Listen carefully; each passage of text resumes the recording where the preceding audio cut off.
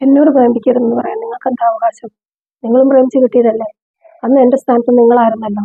മോളെ, അമ്മ പറയുന്നത് അച്ഛനും അമ്മയ്ക്കും ഒരു കാലത്ത് ശരിയെന്ന് തോന്നിയത് ഇപ്പൊ എങ്ങനെ തെറ്റാവും അമ്മേ? അമ്മ, എനിക്കൊരാളെ ഇഷ്ടമാണ്. മോളെ, നമ്മളെ കണ്ണ് കാണിക്കാനും വഴിതെറ്റിക്കാനും ഒരുപാട് ആളുകൾ കാണും. അതിനൊന്ന് പിടികൊടുക്കരുത്. ഇപ്പൊ പഠിക്കേണ്ട സമയമാണ്. അത് കഴിഞ്ഞൊരു ജോലി, അത് കഴിയുമ്പോൾ നല്ലൊരാളെ കണ്ടെത്തി തരും. എന്തൊക്കെ പറഞ്ഞാലും ഞാൻ രാഹിന്റെ ഒപ്പം പോകും. ഇതൊന്നും ഒരിക്കലും ഗുണം പിടിക്കില്ല. നിനക്ക് മനസ്സിലാവില്ല പെറ്റ വയറിന്റെ വേദന. നാളെ ഈ സ്ഥാനത്ത് നീ വരണം. അപ്പോഴേ നിനക്ക് ആ വേദന മനസ്സിലാവുകയുള്ളൂ. അവളവൻ്റെ കൂടെ പോകുമോ? നമ്മുടെ സ്നേഹവും കരുതലും എന്നാ എന്താ അവള് മനസ്സിലാക്കാത്ത?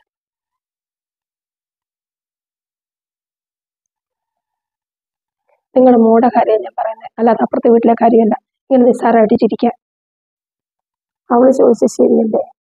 അവളെ ചോദ്യം ചെയ്യാൻ നമുക്കെന്താ അവകാശം? ഒരു കാലത്ത് തെറ്റ് ചെയ്ത് അച്ഛനെയും അമ്മയും വീട്ടുകാരെയും കണ്ണീര് കുടിപ്പിച്ചവരാണ് നമ്മൾ. ഇന്ന് അവരുടെ സ്ഥാനത്ത് ഞാനും നീയും, അത്രേ ഉള്ളൂ. പിന്നെ ദൈവസഹായം കൊണ്ട് വലിയ തെറ്റുകളില്ലാതെ മുന്നോട്ട് പോകാൻ പറ്റി എന്നൊരു സമാധാനം മാത്രം. അന്നവർ നിന്നെ എതിർത്തെങ്കിലും ഇന്നവർ നിന്നെ ഓർത്ത് സന്തോഷിക്കുന്നുണ്ടാവും. ഇന്നത്തെ കാലത്ത് പെൺകുട്ടികൾ കണ്ണീര് കുടിക്കുന്നില്ല എന്നുള്ളതാണ് എല്ലാവർക്കും വലിയ കാര്യം. അല്ലാതെ പണവും പത്രാസവും ഒന്നുമല്ല.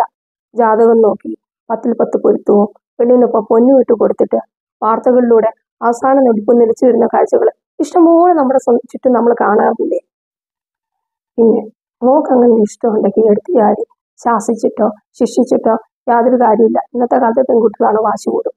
ഒരിക്കൽ നമ്മളും വാശിയിലാണെന്ന് നോക്കണം. ഞാൻ അവളോട് സംസാരിക്കട്ടെ. അവളെ പോറ്റാൻ കഴിവുള്ളവനാണെങ്കിൽ അതിനവള് സന്തോഷം കണ്ടെത്തുന്നത്. പിന്നെ നമുക്കെന്തിനാണോ ഈ പിടിവാശി? അന്ന് നിന്റെ വീട്ടുകാര് എൻ്റെ ജോലിയും വിദ്യാഭ്യാസവും ഒക്കെ പറഞ്ഞ് വാശി പിടിച്ചുകൊണ്ടാണ് നമ്മൾ അങ്ങനെ ഒരു തീരുമാനം എടുത്തത്. ഇന്ന് നമ്മുടെ സ്ഥാനത്ത് നമ്മുടെ മോളാണ്. അപ്പം നമ്മളും വാശി പിടിച്ചാൽ അവളും ചിലപ്പോൾ അങ്ങനെ ഒരു തീരുമാനം എടുക്കും. നമ്മളെ ദുഃഖിക്കേണ്ടിയും വരും. അപ്പം തൽക്കാലം അവളെ എതിർക്കാനും നിൽക്കണ്ട. ബാക്കിയൊക്കെ ഞാൻ നോക്കിക്കോളാം. നാളെ എൻ്റെ സ്ഥാനത്ത് നീ വരണം. അപ്പോഴേ നിനക്ക് മനസ്സിലാവും പെറ്റ വയറിൻ്റെ വേദന എന്താണ്.